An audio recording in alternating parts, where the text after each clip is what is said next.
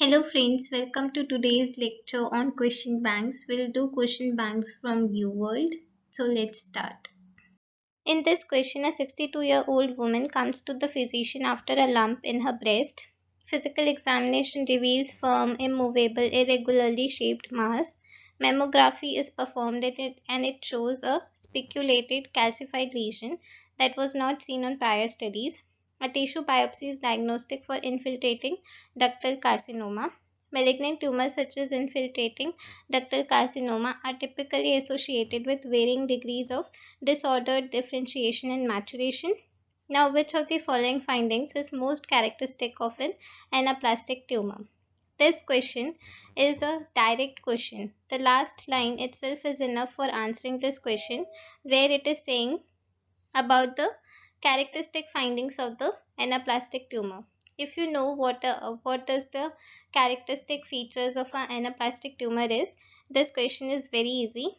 And as one of the characteristic of the anaplastic tumor is forming of giant cells, the answer to this question is A, which says brain tumor cells forming giant cells. Now, the well-differentiated or low-grade tumors contain neoplastic cells that are morphologically and architecturally similar to normal cells in the tissue of origin.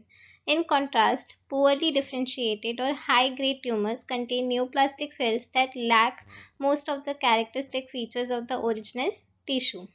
Whereas the neoplasm that contain cells in the midst of this spectrum are termed moderately differentiated or medium grade. Neoplastic cells that demonstrate a complete lack of differentiation are termed anaplastic. Anaplastic tumors typically demonstrates the following 5 features. First is the loss of cell polarity with complete disruption of normal tissue architecture, and the cells coalesce into sheets or islands in a disorganized infiltrative fashion. The example will be shown in the next slide. Second is the significant variation in the shape and size of cells, which is known as cellular pleomorphism, or if there is variation in the shape and size of nuclei, then it leads to nuclear pleomorphism. Third is the disproportionately large nuclei, that is high nucleus to cytoplasma ratio, that are often deep staining, that is they are hyperchromatic with abundant coarsely clumped chromatin and large nucleoli. Fourth is the numerous, often abnormal mitotic figures. And fifth is the giant multinucleated tumor cells, as in our choice, that is choice A. The other choices were inappropriate, as in choices B and E. The production of keratin pearls by skin tumor cells is example of dysplasia, that is disordered growth. The fact that they produce keratin means that the tumor cells are well differentiated. Bronchial epithelial cells can also produce keratin pearls after undergoing a phenotypic switch from columnar epithelium to squamous epithelium. The process of switching from one differentiated cell type to another is known as metaplasia and often occurs in response to irritants, example tobacco smoke or gastric acid. In choices C and D, cells in the colon normally form goblet cell containing glands, and cells in hepatic tissue normally synthesize bile. Therefore, the described tumor cells would be well differentiated, not anaplastic. In all summary, undifferentiated or anaplastic tumors bear no resemblance to the tissue of origin. They are composed of pleomorphic cells with large hyperchromatic nuclei that grow in a disorganized fashion. Anaplastic tumors may also contain numerous abnormal mitosis and giant tumor cells. Now this slide demonstrates the one of the features of the anaplastic tumors of loss of cell polarity with complete disruption of normal tissue architecture, and we can see that the cell here coalesce into sheets or islands in a disorganized infiltrative fashion. Now this slide represents the second feature of the anaplastic tumor, where we can see there is variation in the shapes and size of cells, that is cellular pleomorphism, and also the nuclear pleomorphisms can be seen.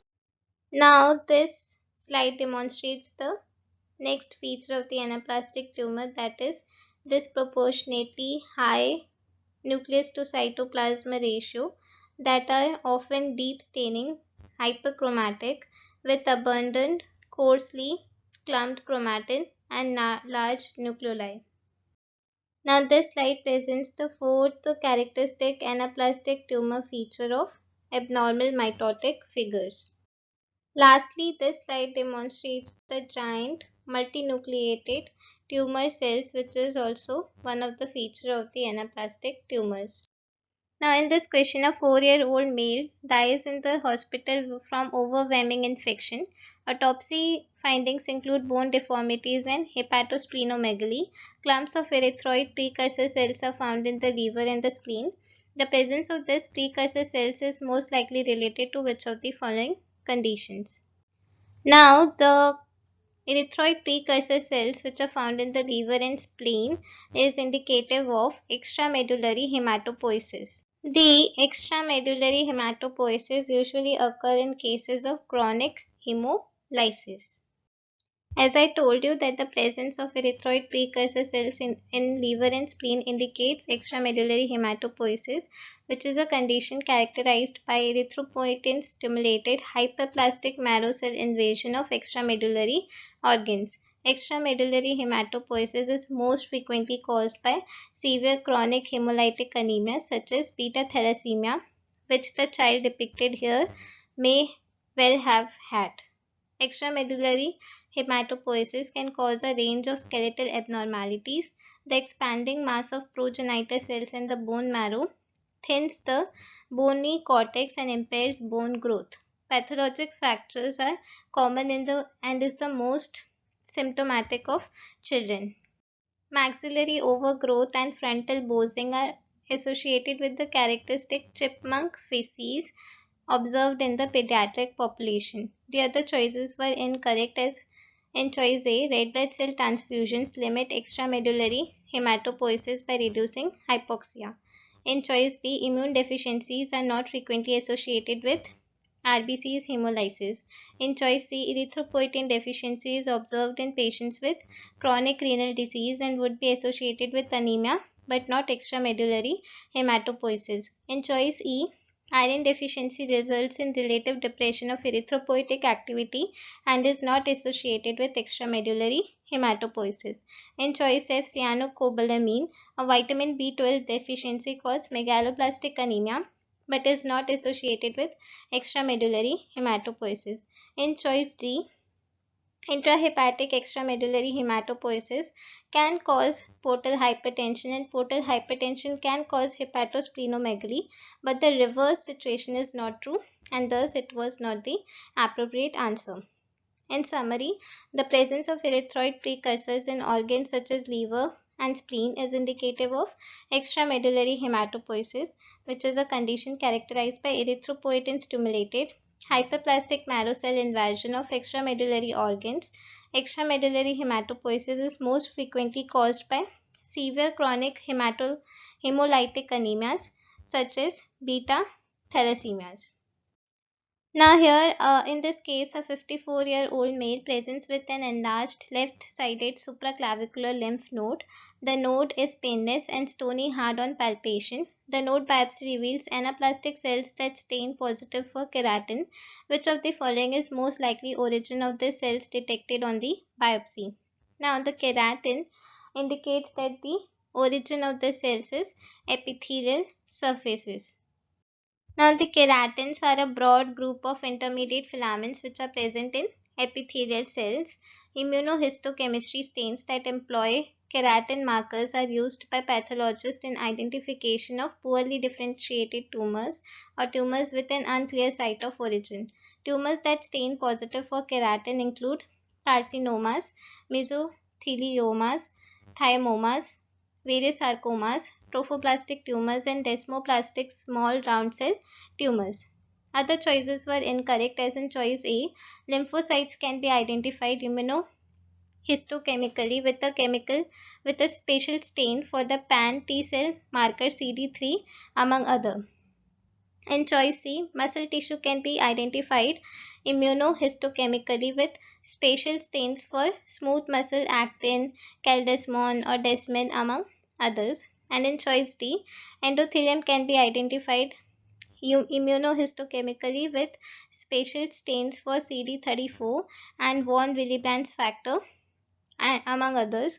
And in choice E, glial cells can be identified immunohistochemically with a spatial stain for glial fibrillary acidic protein. In summary, keratin is a marker for epithelial cell origin. Now, in this case, a 34-year-old obese man presents to your office complaining of fatigue, daytime sleepiness, and occasional headaches. When you inquire about his sleeping habits, he reports that he sleeps in a separate room from his wife because she finds his snoring annoying. On physical examination, his blood pressure is 160 by 90 mmHg, heart rate is 80 per minute, and his abdomen is soft and non-tender. His liver span is 9 cm, and his spleen is not palpable. Now the lab findings shows increased hematocrit, normal WPCs and platelets. Decreased oxygen delivery to which of the following organs is responsible for his increased hematocrit. Now the patient complains of fatigue, daytime sleepiness, and occasional headaches with his uh, snoring problem indicates of obstructive sleep apnea. Now, due to obstructive sleep apnea, the patient could suffer from hypoxia, chronic hypoxia, and this hypoxia is actually sensed by renal cortical cells, which leads to the release of erythropoietin that increases the hematocrit. Thus, the decreased oxygen delivery to kidneys will result in increased hematocrit. Now, as I mentioned earlier, this patient is having obstructive sleep apnea, a disease which is characterized by recurrent episodes of asphyxia during sleep, often up to 500 times per night. In patients with OSA or obstructive sleep apnea, peritubular cells in the renal cortex sense hypoxia and respond by releasing erythropoietin into the bloodstream. Deficient erythropoietin production is the reason why many patients with chronic kidney disease develop anemia. Erythropoietin stimulates erythrocyte production by binding to erythropoietin receptors on erythrocyte precursors in the bone marrow. This response is responsible for the secondary polycythemia that occurs in patients with chronic hypoxia, which is secondary to OSA, COPD, right to left shunts, and high altitude. The other options were incorrect, as in choice A, brain doesn't produce erythropoietin. The liver is a major site of erythropoietin production in the fetus and not in the adults. Next, the spleen is the major site of destruction of aged or defective erythrocytes. The spleen and liver are potential sites of extramedullary hematopoiesis. In choice D, erythropoietin released by the kidneys circulates to the bone marrow where it stimulates erythroid progenitor cells to synthesize more erythrocytes, but it does not itself release erythropoietin. In choice E, lung stretch receptors sense distension of the lungs. Stimulation of these receptors decreases the respiratory rate. All in summary, renal cortical cells sense hypoxia and responds by synthesizing and releasing erythropoietin, which stimulates the production of erythrocytes in the bone marrow, increasing the hematocrit.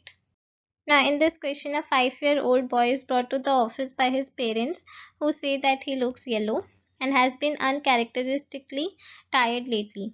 He has not had upper respiratory tract infection symptom for the past 3 days, which include cough, rhinorrhea, sneezing, and sore throat. The patient said that a lot of kids at a daycare have been sick lately. The patient has no prior medical problems. He is consistently at the 50th percentile of height and weight. He takes no medications and his immunizations are up to date. Pallor, scleral icterius, and palpable splenomegaly are seen on examination. Lab results are as follows. On CBC, we see that the hemoglobin is less, reticulocytes is increased, platelets is normal, leukocytes is also normal. In liver studies, we have seen that the total bilirubin is increased, direct bilirubin is also increased, alkaline phosphatase, aspartate aminotransferase, and alanine aminotransferase are all normal. Now this slide represents the patient's peripheral blood smear which demonstrates spherocytes. Now further the question says that the patient recovers spontaneously after a few weeks. The peripheral smear of the boy's blood after recovery is shown to you in the previous slide. Which of the following is the most likely cause of this patient's condition? Since the peripheral smear of the boy's blood demonstrates spherocytes, which is caused due to red blood cell membrane cytoskeleton abnormalities, the answer to this question will be E. Now, the patient's peripheral smear shows spherocytes, which are approximately two-thirds of the diameter of the normal RBCs. They are more densely hemoglobinized and at the periphery and often lack a zone of central pallor. This patient's presentation is most consistent with hereditary spherocytosis, which is an autosomal dominant hemolytic anemia caused due to RBC membrane defect. The mutation in HS most often affects the plasma membrane scaffolding proteins like spectrin and ankyrin. Without this scaffolding, spherocytes are less deformable than normal RBCs and they are prone to sequestration and subsequent accelerated destruction in the spleen. Clinical manifestations include hemolytic anemia, jaundice due to increased RBC destruction, resulting in greater bilirubin production, and splenomegaly because spherocytes have difficulty passing through cords of Billroth and they accumulate in the spleen. Infections can trigger hemolysis and lead to an acute hemolytic crisis, as we see in this patient. Age of diagnosis varies considerably, but many patients have jaundice and fatigue in times of increased hemolysis in the setting of viral infections. The other options were incorrect, as in choice A. G6PD enzyme deficiency anemia usually follows oxidative stress. Common triggers include drugs like sulfonamide or anti-malarial agents, fava beans, and infections like viral hepatitis, pneumonia, or typhoid. Peripheral smears of G6PD deficiency anemia shows bite cells and Heinz bodies and not the spherocytes. In choice B, an imbalance between alpha globulin and beta globulin chain production results in thalassemia. In this patient, the peripheral smear has no morphologic variants associated with thalassemia, such as target cells or hypochromic microcytes. In choice C, a nuclear maturation defect due to defective DNA synthesis is the pathophysiologic mechanism of megaloblastic anemia, which is most commonly caused by vitamin B12 and folic acid deficiencies. In this patient's peripheral smear, small spherocytes are primarily seen and not the enlarged oval cells and hypersegmented neutrophils of megaloblastic anemia. Thus, it was not the correct answer. In choice D, polymerization of hemoglobin occurs in sickle cell anemia. A missense mutation in the beta globin chain leads to the production of HBS, which has the capacity to polymerize in deoxygenated states. This polymerization leads to red blood cell membrane injury and deformation to a sickle shape seen on peripheral smear. Since there was no such sickle shaped RBC seen, this was also not the appropriate answer. Now this question says that the individuals who demonstrate increased activity of a specific intracellular enzyme are more susceptible to developing benzopyrene-induced lung cancer. Which one of the following enzymes is most likely overactive in this patient? Now, the individual susceptibility to chemical carcinogens depends on the activity of P450 enzymes, which are microsomal monooxygenase enzymes. Many chemicals can induce cancer in humans, with most such substances existing in an inactive procarcinogenic state. Procarcinogens are metabolized by cytochrome P450 monooxygenase, an enzyme system present in hepatic microsomes and the endoplasmic reticula of varied other tissue. Cytochrome P450 monooxygenase metabolizes steroids, alcohol, toxins, and other foreign substances by rendering them soluble and easier to excrete. Unfortunately, this metabolic processing also converts procarcinogens into carcinogens capable of causing mutations in human DNA. The other choices were inappropriate, as in choice A, glutathione S transferase is involved in the detoxification of some chemical carcinogens. Unlike cytochrome P450 oxidase, this enzyme converts toxic substances into inactive metabolites. In choice B, glucuronide transferase converts bilirubin into soluble bilirubin diglucuronide in the hepatocytes. This enzyme is not involved in the metabolism of the chemical carcinogens. Hence, it was not the answer. In choice D, mitochondrial cytochrome oxidase, that is cytochrome A plus A3, is a component of the electron transport chain that reacts with molecular oxygen to produce water. This enzyme is not involved in the metabolism of chemical carcinogens. In choice E, superoxide dismutase converts superoxide into oxygen and hydrogen peroxide during phagocytosis. This enzyme is also not involved in the metabolism of chemical carcinogens. In summary, most chemical carcinogens enters the body in an inactive state, that is as procarcinogen. These procarcinogens are converted into active metabolites by cytochrome P450 oxidase system. Individual susceptibility to chemical carcinogens depends on the activity of this P450 enzymes, which is genetically determined. In this case, a 24-year-old previously healthy woman comes to the hospital with a 3-day history of fever, dyspnea, and productive cough of yellow sputum. Her temperature is 38.8 degrees Celsius and blood pressure is 110 per 66 mmHg and pulse is 110 per minute. She has bronchial breath sounds and crackles in the right lower lung field.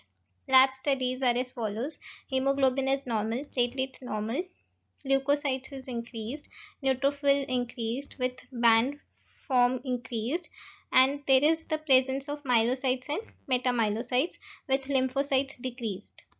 Further, the question says that the leukocyte alkaline phosphatase test score was elevated. So, which of the following is most likely additional finding on this patient's blood smear? The positive LAP or leukocyte alkaline phosphatase with increased leukocytes and increased band. Increased band indicates that there was left shift with leukocytosis. All these three mainly indicates that this is the case of leukemoid reaction. And in leukemoid reaction, we can see basophilic oval inclusions in mature neutrophils. So the answer to this question is A. This patient most likely has pneumonia with sepsis and a leukemoid reaction, which is defined as a benign leukocytosis of greater than 50,000 per mm cube that occurs in response to an underlying condition such as severe infection or hemorrhage, solid tumors, or acute hemolysis. The bone marrow can be normal or hypercellular that responds with increased bands and early mature neutrophil precursors, example myelocytes, in contrast to the increased immature cells, example promyelocytes or myeloblasts, as seen in case of acute leukemia. Serum leukocyte alkaline phosphatase can be normal or increased in leukemoid reaction, but it is usually low in chronic myelogenous leukemia. The peripheral smear can show Dolle bodies, which are light blue, basophilic peripheral granules in neutrophils. The blue color is likely due to ribosomes bound with rough endoplasmic reticulum. Dolle bodies are commonly seen in toxic systemic illness but can also occur with burns or myelodysplasia. Other findings of systemic inflammation or infection include increased bands that indicates left shift, toxic granulation, and cytoplasmic vacuoles. The rest of the options were incorrect, as in choice B, basophilic stippling refers to various sizes of blue granules representing ribosomal precipitates in the cytoplasm of RBCs. It is most often seen in the thalassemias, alcohol abuse, and lead or heavy metal poisoning. This patient's acute presentation is more consistent with leukemoid reaction. In choice C, all rods are azurophilic, rod-like granules in the cytoplasm of immature cells, that is blasts, and are essential pathognomic of acute myeloid leukemia. However, this patient's complete blood count shows mainly mature neutrophil precursors. In choice D, neutrophils typically have nuclei with 3 to 4 lobes, and hypersegmented neutrophils with greater than 5 lobes suggest a megaloblastic process, example vitamin B12 or folate deficiency. This patient's normal hemoglobin makes this unlikely. In choice E, small lymphoid cells with increased nuclei to cytoplasmic ratio and cleaved nuclei are seen in certain types of lymphoma, particularly follicular lymphoma. This patient's acute presentation is more consistent with leukemoid reaction, and therefore it was not the appropriate answer. Now this slide presents to you the peripheral blood smear indicating neutrophil with Dolle bodies. In this slide, we can see the peripheral blood smear with neutrophils or bands with Dole bodies and toxic granules. This is all for today. Thanks for watching. If you like this video, please do subscribe and share.